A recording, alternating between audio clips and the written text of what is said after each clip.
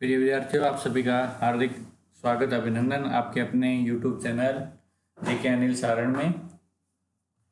आज हम पृथ्वी की आंतरिक संरचना के बारे में विस्तार रूप से चर्चा करेंगे। Interior of the earth. पृथ्वी वो ग्रह है जिस पर हम निवास करते हैं, एकमात्र ग्रह इस पूरे सौरमंडल का, इस पूरे ब्रह्मांड का जो हमें ज्ञात है, जिस पर कि जीवन उपलब्ध है। ये ग्रह भी अपने आप में विस्मयकारी ग्रह है, क्योंकि इसकी जो आंतरिक संरचना है, बनावट है, वो एक कौतूहल का विषय हमेशा से मनुष्य के लिए रहा है कि इसकी आंतरिक संरचना किस प्रकार की है, किन चीज़ों से हमारी जो पृथ्वी है वो मिलकर बनी हुई है। ऐसी कोई भी हमारे पास शक्ति अभी तक ज्ञात नहीं है कि हम पृथ्वी के अंदर जाकर उसको देख सकें कि ये अंदर से कैसी बनी हुई है। आज तक कोई भी पृथ्वी के अंदर नहीं जा पाया है। यानी कहने का अर्थ है कि प्रत्यक्ष रूप से पृथ्वी को अंदर से जाकर नहीं देखा जा सकता, क्योंकि अंदर बहुत ज़्यादा गहराई पर तेजी से तापमान में वृद्धि होती है। अंदर बहुत ज़्यादा भयंकर गर्मी है। उसकी वजह से हम पृथ्वी के आंतरिक स्रोतों के बारे पृथ्वी की आंतरिक संरचना के बारे में जानकारी प्राप्त नहीं कर सकते। तो फिर वो क्या तरीके हैं, वो क्या चीज़ें हैं जिनके द्वारा हम पृथ्वी के अंतरतम को जानें कि ये कैसा है, किन चीज़ों से मिलकर बना हुआ है, किस प्रकार का ये व्यवहार करता है। तो सीधी सी बात है, पृथ्वी की आंतरिक संरचना को प्रत्यक्ष रूप से नहीं देख सकते, तो कुछ ऐसे साधन हमें ज़रूर ज्ञात हैं जो कि हमें अप्रत्यक्ष रूप से पृथ्वी के इंटीरियर या इसकी आंतरिक संरचना के बारे में बताते हैं। तो इस अध्याय में हम आज जो चर्चा करेंगे वो है पृथ्वी की आंतरिक संरचना को जांचने के स्रोत क्या हैं।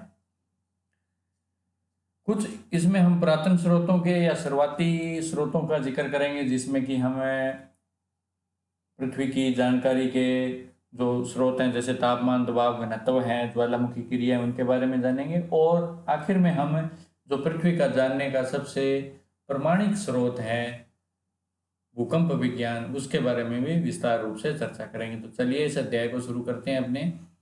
पृथ्वी का आंतरिक भाग अदृश्य व अगम्य है, ना ही तो देखा जा सकता, ना ही वहां जाया जा सकता।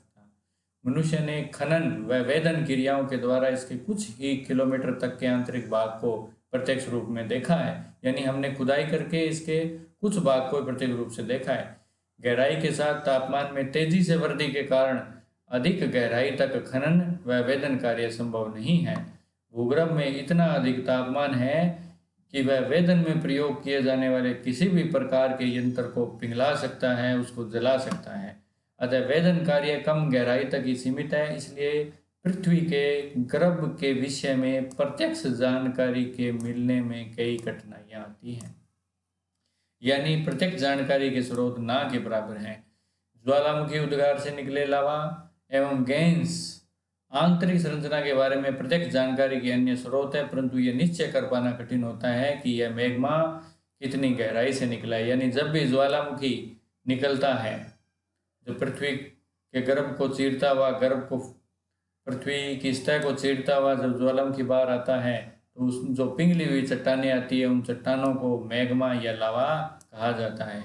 तो उस लावे से हम थोड़ी बहुत पृथ्वी की आंतरिक संरचना के बारे में जान सकते हैं कि वो किस चीज़ से बनी हुई है, लेकिन हमें यह पता नहीं लगता कि वो ज्वालामुखी का जो मैग्मा या लावा या वो पिघली हुई चट्टानें आई हैं, वो कितनी की गहराई से आई हैं।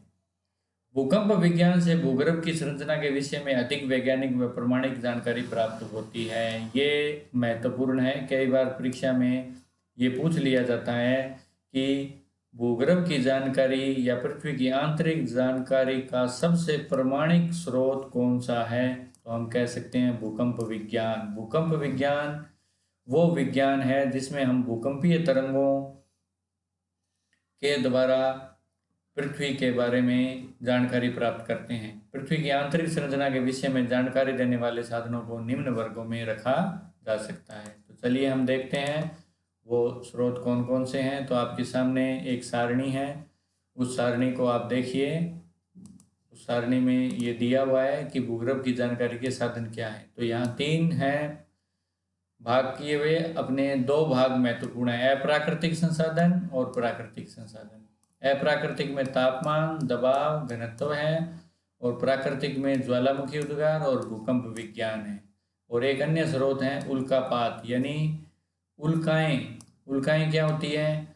जब पृथ्वी या अन्य ग्रह बने तो उस समय जो विस्फोट हुआ तो बहुत से कण या चट्टानों के टुकड़े इस पूरे ब्रह्मांड में तैरते, इधर से उधर चक्कर लगाते हुए सूर्य के चारों ओर, कोई किसी ग्रह के चारों ओर चक्कर लगाते हुए ऐसे चट्टानों के असंख्य टुकड़े हैं। वो टुकड़े कई बार नीचे पृथ्वी पर गिरते हैं, जिनको कि उल्काएं कहते हैं। उन उल्काओं के अध्ययन के द्वारा भी भूगर्भ की जानकारी के बारे में थोड़ी बहुत जानकारी मिलती है। तो सबसे पहले अपने आर्टिफिशियल सोर्सेज, अप्राकृतिक साधनों के बारे में पढ़ते हैं। तो सबसे पहला जो अप्राकृतिक संसाधन है वो है तापमान। तापमान के द्वारा हम पृथ्वी की आंतरिक संरचना के बारे में थोड़ी बहुत जानकारी प्राप्त कर सकते हैं। देखिए, जैसा कि हमने अध्याय की शुरुआत में चर्चा की थी कि हम अंदर, पृथ्वी के अंदर क्यों नहीं जा सकते, क्योंकि वहाँ तापमान अधिक है। तो अधिक तापमान की वजह से हम अंदर नहीं जा सकते, तो जानकारी भी नहीं प्राप्त कर सकते। प्रति 32 मीटर अगर हम नीचे जाते हैं तो 1 डिग्री सेंटीग्रेड तापमान है कम होता जाता है। तो इसका मतलब तापमान बहुत ज़्यादा है। तो आप देखिए कि जो चट्टानें होंगी वो पिघली हुई अवस्था में होंगी, यानी जो भी नीचे है वो सारा कुछ, क्योंकि इतने ज़्यादा तापमान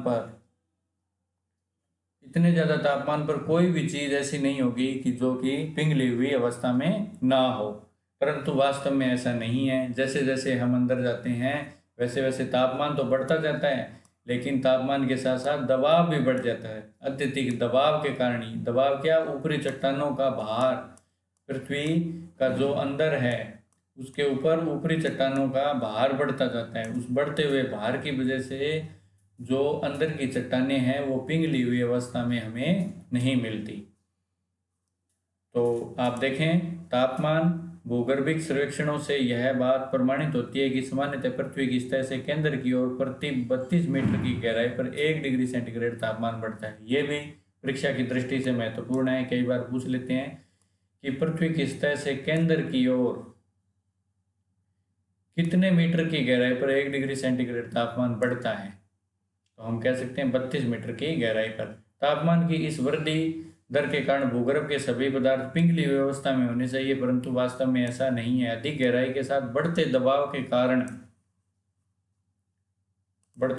कारण पिघलने का तापमान बिंदु उतना ही ऊंचा होता जाता है। धरातल के नीचे तापमान के बढ़ने की दर पृथ्वी के केंद्र की ओर घटती जाती है। तो यहाँ ये महत्वपूर्ण प्रश्न है। कई बार ये भी पूछ लेते हैं कि क्या वजह है कि अंदर अत्यधिक तापमान होने की वजह से भी चट्टानें पिघली हुई अवस्था में नहीं मिलती।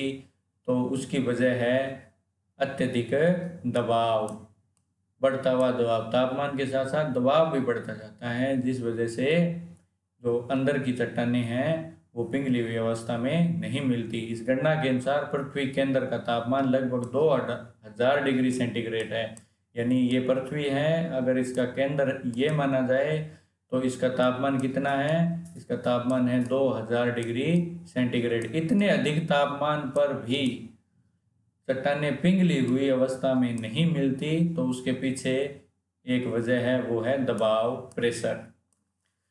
तो देखते हैं दबाव क्या है। भूगर्भ में मोटी मोटी परतों के बढ़ते दबाव के कारण केंद्र की ओर घनत्व बढ़ता जाता है। तो अब दबाव, जैसे जैसे हम नीचे जाते हैं भूगर्भ में, वैसे वैसे तापमान भी बढ़ता जाता है, दबाव भी बढ़ता जाता है और घनत्व भी बढ़ता जाता है। अब घनत्व क्या होता है? सबसे पहले हमें घनत्व को सामान्य भाषा में समझना चाहिए। जैसे कि हम किसी पदार्थ का घनत्व देखें, जैसे कि लोहे का घनत्व देखें अगर, तो हमने एक लोहे का बाट भी देखा है और हमने एक लोहे का दरवाजा भी देखा है।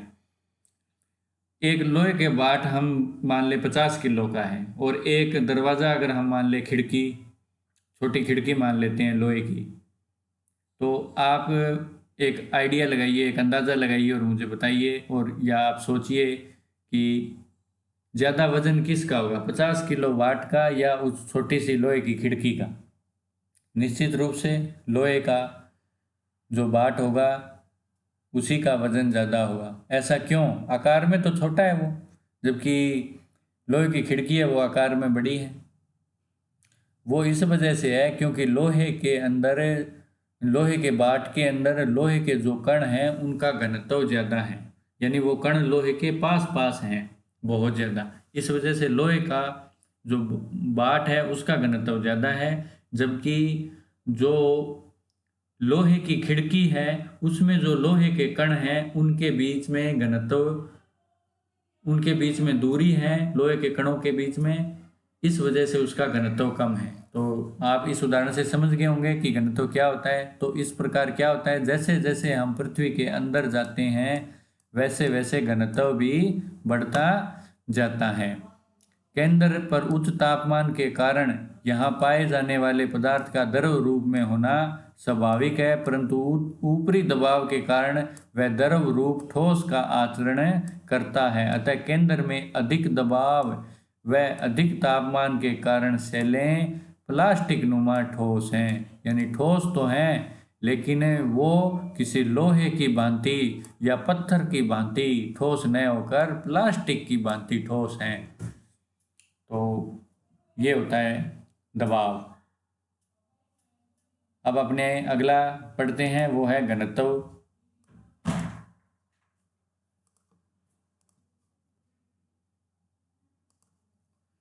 पृथ्वी के केंद्र की ओर निरंतर दबाव बढ़ने व भारी पदार्थों के होने के कारण उसकी परतों का घनत्व भी बढ़ता जाता है। यानी जैसे जैसे हम अंदर जाते हैं वैसे वैसे तापमान बढ़ने, दबाव बढ़ने के साथ साथ घनत्व भी बढ़ता जाता है। क्या वजह है? कई बार ये प्रश्न भी पूछ लिया जाता है कि पृथ्वी के केंद्र की ओर निरंतर घनत्व के बढ़ने का कारण क्या है? तो हम कह सकते हैं दबाव, ऊपरी चट्टानों या ऊपरी परतों का दबाव।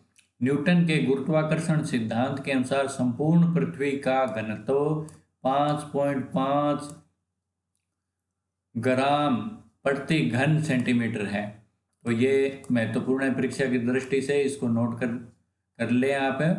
कई बार परीक्षा में ये भी पूछ लेते हैं कि पृथ्वी का औसत घनत्व कितना है, तो वो है 5.5 ग्राम प्रति घन सेंटीमीटर।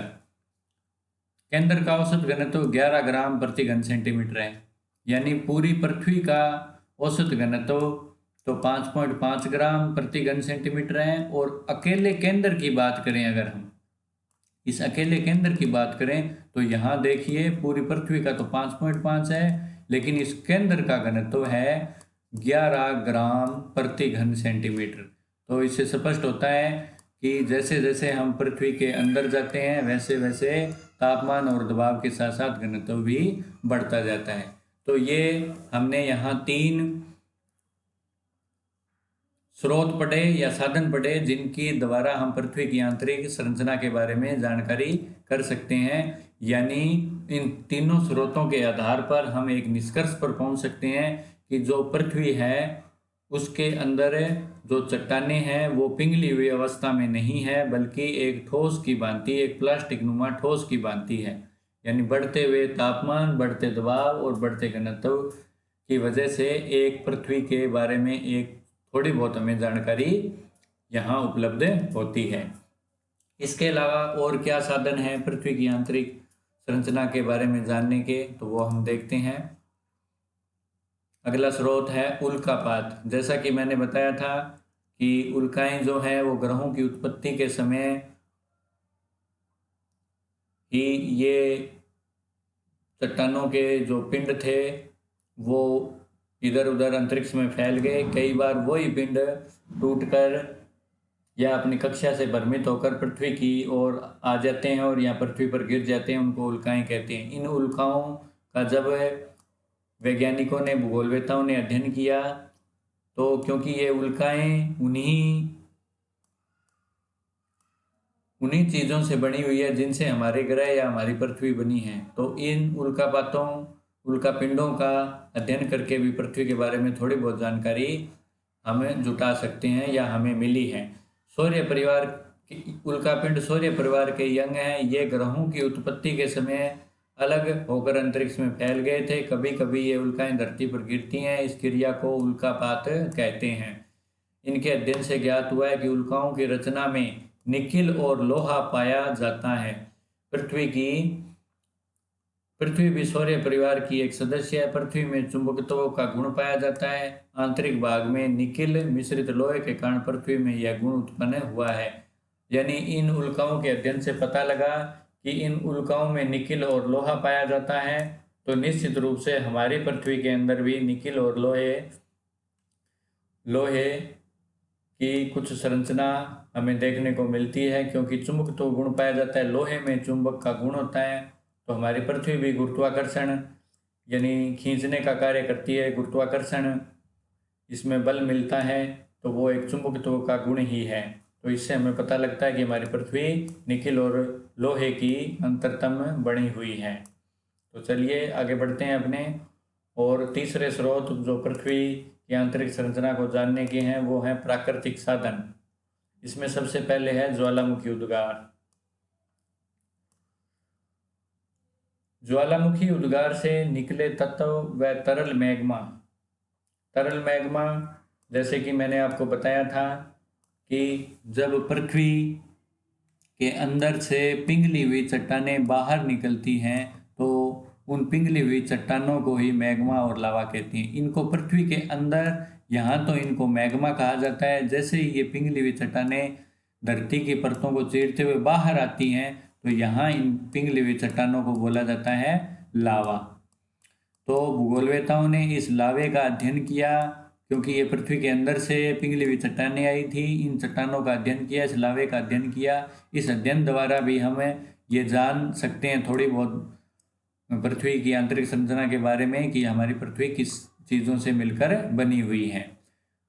ज्वालामुखी उद्गार से निकले तत्व व तरल मैग्मा से यह स्पष्ट होता है कि पृथ्वी अंदर का कुछ भाग तप्त व तरल मैग्मा अवस्था में है।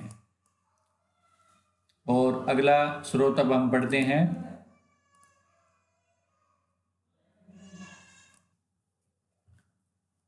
अगला प्रमुख साक्ष्य है जिनके द्वारा हम पृथ्वी की आंतरिक संरचना के बारे में सबसे प्रामाणिक जानकारी प्राप्त कर सकते हैं, वो है भूकंप विज्ञान के साक्ष्य। भूकंप विज्ञान ही एकमात्र ऐसा साधन माना गया है जिनके द्वारा पृथ्वी की आंतरिक संरचना के बारे में सबसे सटीक जानकारी हमें मिल पाई है। यह वह विज्ञान है जिसमें भूकंपीय तरंगों का सीस्मोग्राफ किया जाता है। सीस्मोग्राफ वो यंत्र है जिनके द्वारा भूकंप का अंकन किया जाता है। तो भूकंप विज्ञान वो विज्ञान जिसमें भूकंपीय तरंगों का अध्ययन करें, वो विज्ञान भूकंप विज्ञान होता है। भूकंप भूपटल का आकस्मिक कंपन है जो भूगर्भ में उत्पन्न होता है। भूकंप मूल किसे कहते हैं? भूगर्भ में स्थित वह स्थान जहां से कंपन सर्वप्रथम उत्पन्न होता है उसे भूकंप मूल कहा जाता है। भूकंपीय तरंगें भूकंप के समय भूकंप के कंपन द्वारा अपनाया गया मार्ग होती है। ये तरंगें 3 प्रकार की होती हैं। यानी जब भूकंप आता है तो 3 प्रकार की तरंगें उत्पन्न होती है। पी तरंगें, एस तरंगें और एल तरंगें। पी यानी प्राथमिक तरंगें, एस यानी द्वितीयक तरंगें, एल यानी धरातलीय तरंगें। तो पी और एस ऐसी 2 तरंगें हैं जो कि हमें पृथ्वी की आंतरिक संरचना के बारे में जानकारी देती हैं। ये वो 2 तरंगें हैं जो कि पृथ्वी के अंदर चली जाती है। जब भूकंप उत्पन्न होता है किसी जगह पर तो ये पी और एस जो तरंगें दोनों हैं ये पृथ्वी के अंदर अंतरतम या अंदर भागों से गुजर जाती है। एल तरंगें हैं वो केवल धरातल पर चलती हैं। तो हमें केवल 2 तरंगें पी और एस, इन दोनों तरंगों से पृथ्वी की आंतरिक संरचना के बारे में जानकारी मिलती है। पी तरंगें ऐसी तरंगें हैं जो कि ठोस, गैस और द्रव तीनों माध्यमों से गुजर सकती हैं, जबकि एस तरंगों की ये विशेषता होती है कि ये केवल ठोस से ही गुजर सकती है। तो इनकी चलने की गति और जिन माध्यमों से ये गुजरती है इन्हीं विशेषताओं के आधार पर हम पृथ्वी की आंतरिक संरचना के बारे में जानकारी प्राप्त करते हैं। चलिए देखते हैं कैसे। प्राथमिक तरंगें सबसे तीव्र गति से चलती हैं एवं ठोस, तरल एवं गैस तीनों प्रकार के पदार्थों से गुजर सकती हैं। द्वितीयक तरंगें केवल ठोस पदार्थों के माध्यम से चलती है, तरल पदार्थों से होकर नहीं गुजर सकती। धरातलीय तरंगें धरातल पर ही चलती हैं एवं अधिकेंद्र पर सबसे बाद में पहुंचती हैं एवं सर्वाधिक विनाशकारी होती हैं। तो यहाँ हमारे लिए केवल दो ही तरंगें महत्वपूर्ण है, प्राथमिक और द्वितीयक तरंगें। एल तरंगों का अध्ययन हम यहाँ नहीं करेंगे। जब हम भूकंप और ज्वालामुखी अध्याय पढ़ेंगे उसमें हम इनका विस्तार से चर्चा करेंगे। भूकंपीय छाया क्षेत्र भूकंप अधिकेंद्र से 105 डिग्री से 140 डिग्री के बीच का क्षेत्र होता है, जहाँ कोई भी भूकंपीय तरंगें अभिलेखित नहीं होती। इसको आप नोट कर लें, ये महत्वपूर्ण होता है। कई बार परीक्षा में ये पूछ लेते हैं कि भूकंपीय छाया क्षेत्र क्या होता है, यानी ये वो क्षेत्र होता है जहाँ कोई भी तरंगें नहीं गुजरती। अब हम इस चीज़ को एक चित्र के द्वारा समझने का प्रयास करते हैं। तो चलिए हम देखते हैं। आप ये चित्र देखिए, इस चित्र को आप देखेंगे तो आपके ये समझ में आ जाएगी कि कैसे इन तरंगों के माध्यम से हम पृथ्वी की आंतरिक संरचना के बारे में सटीक जानकारी प्राप्त कर सकते हैं। तो आपको जो ये यहाँ काले रंग में दिख रही है, ये तो एस तरंगे हैं।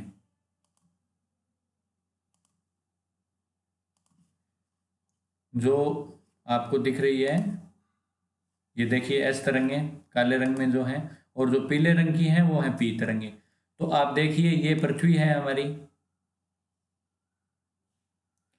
इस पृथ्वी में आप देखें एस तरंगों का स्वभाव क्या था कि ये ठोस पदार्थों से होकर गुजर सकती है, ये ठोस माध्यम से गुजर सकती है। तो एस तरंगे जैसे ही जहाँ भूकंप उत्पन्न होता है वहां भूकंप से ये तरंगे चलती हैं, लेकिन एक निश्चित गहराई पर जाकर ये तरंगे और आगे नहीं जा पाती। वहां से ये तरंगे क्या हो जाती है, अपने मार्ग से विचलित हो जाती है और वक्राकार हो जाती हैं दोनों ओर।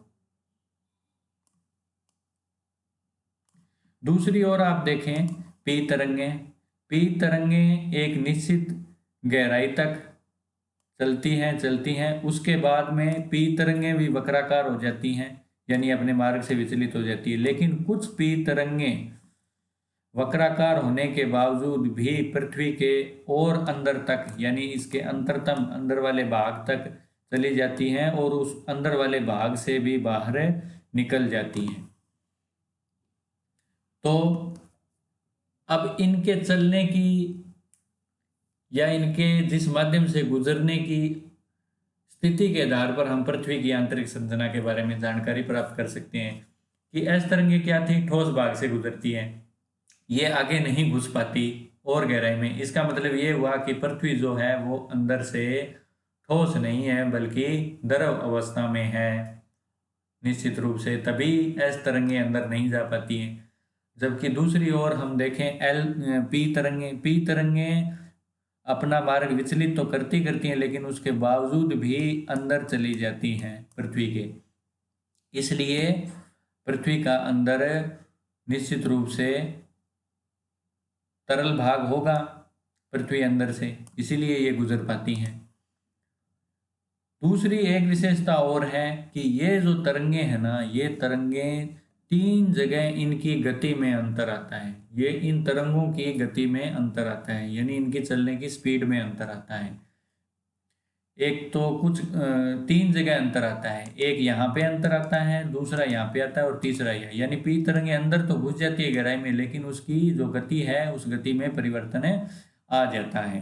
तो इस गति में परिवर्तन आने की वजह से 3 जगह चूंकि परिवर्तन आता है, इस वजह से ये माना गया कि पृथ्वी की जो आंतरिक परतें हैं वो भी 3 हैं। पृथ्वी के अंदर 3 परतें हैं। अब अपने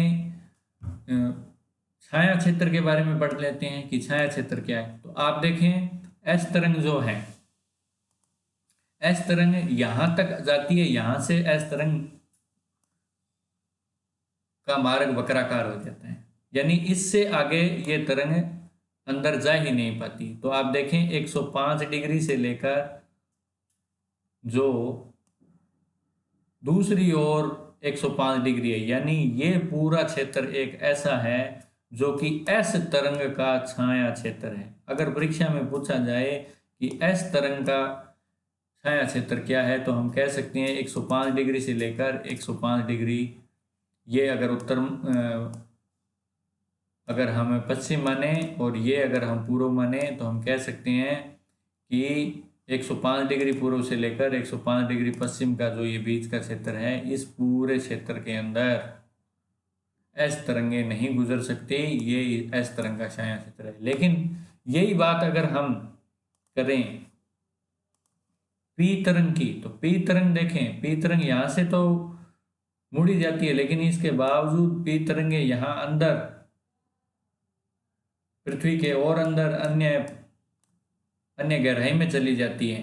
वहां से ये तरंग वापस निकलती है, उस गहराई को पार करते हुए यहाँ तक निकलती है। यानी पी तरंग भी ये वो एरिया है, यहाँ बचा हुआ ये वो एरिया है जिस एरिया में पी तरंग भी नहीं गुजर पाती।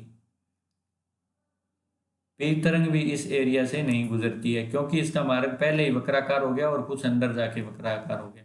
तो ये वो क्षेत्र है जहाँ पी तरंग भी नहीं गुजर पाती। तो पी तरंग का अगर हम छाया मंडल देखें, तो वो 105 डिग्री से 140 डिग्री है, दोनों ओर 105 डिग्री से 140 और। तो पी तरंग का छाया मंडल 105 से 40 डिग्री है। यानी ये वो क्षेत्र है जो पी तरंग का भी है, या हम कह सकते हैं कि ये एक ऐसा इलाका है जिसमें कोई भी तरंग, कोई भी भूकंपीय तरंग नहीं गुजर पाती, इसलिए इसको भूकंपीय छाया क्षेत्र कहा जाता है। तो निश्चित रूप से आपके ये बात समझ में आ गई होगी। अब हम इसको थोड़ा पढ़ लेते हैं तो आपके ये और क्लियर हो जाएगा। तो दोबारा से आप देखें, भूकंपीय छाया क्षेत्र भूकंप अधिकेंद्र से 105 से 140 डिग्री के बीच का क्षेत्र होता है जहां कोई भी भूकंपीय तरंगें अभिलिखित नहीं होती। ये परीक्षा की दृष्टि से महत्वपूर्ण है, आप इसको जरूर लिख लें कि भूकंपीय छाया क्षेत्र कितने डिग्री होता है। भूकंपीय तरंगों के भ्रमण पथ व गति के आधार पर पृथ्वी के आंतरिक भाग के विषय में जानकारी प्राप्त होती है। ये लहरें समान घनत्व वाले भाग में सीधी चलती हैं, परंतु भूकंप केंद्रों पर इन लहरों के अंकन से ज्ञात होता है कि ये लहरें एक सीधी दिशा में न चलकर वक्राकार मार्ग का अवलंबन करती हैं।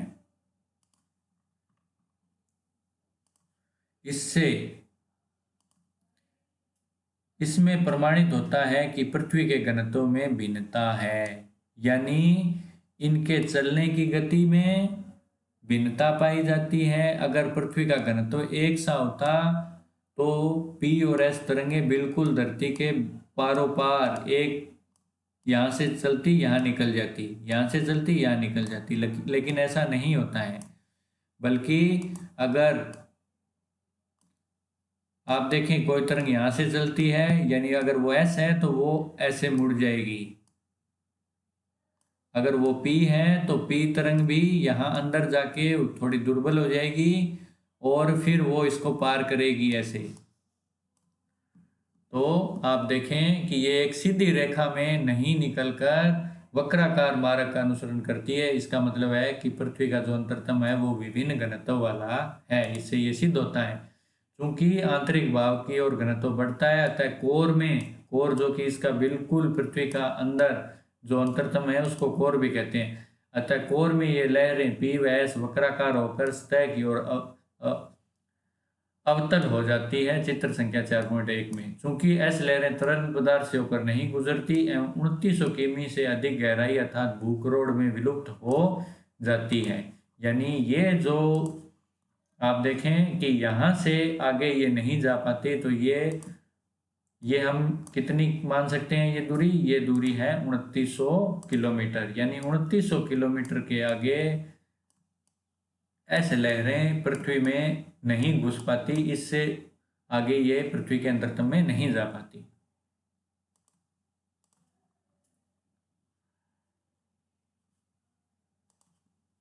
नहीं गुजरती अर्थात भूकरोड़ में विलुप्त हो जाती है। इससे प्रमाणित होता है कि 2900 किलोमीटर से अधिक गहराई वाला भाग तरल अवस्था में है जो केंद्र को चारों ओर से घेरा हुआ है। तो इससे सिद्ध होता है कि पृथ्वी का जो अंतरतम भाग है वो तरल अवस्था में है।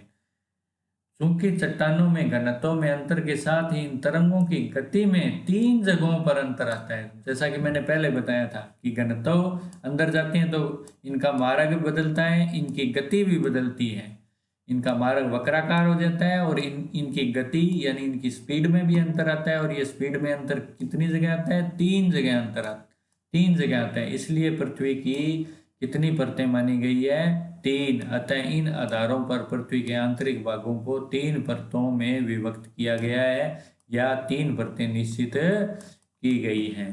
तो निश्चित रूप से आपके ये समझ में आया होगा कि पृथ्वी की आंतरिक संरचना के जानने के स्रोत क्या हैं। फिर भी अगर आपके किसी भी प्रकार के डाउट रहते हैं, कोई समस्या रहती है, कोई चीज़ समझ में नहीं आई है, तो आप नीचे कमेंट बॉक्स में लिखकर मुझसे वो पूछ सकते हैं। साथ ही अगर आपने अभी तक इस चैनल को सब्सक्राइब नहीं किया है तो जल्दी से कर लें। पास में दिया गया बेल आइकन को भी दबाएं ताकि आपको तुरंत जैसे ही नया वीडियो अपलोड किया जाए तो उसकी सूचना आपको मिल जाए। आज के लिए इतना ही। कल अपने भूकंप कल अपने पृथ्वी की आंतरिक संरचना की जो परतें हैं, पृथ्वी की आंतरिक परतों के बारे में विस्तार से पढ़ेंगे। तब तक के लिए आप सभी से विदा लेते हैं। आप सभी का बहुत बहुत धन्यवाद। जय हिंद, जय भारत।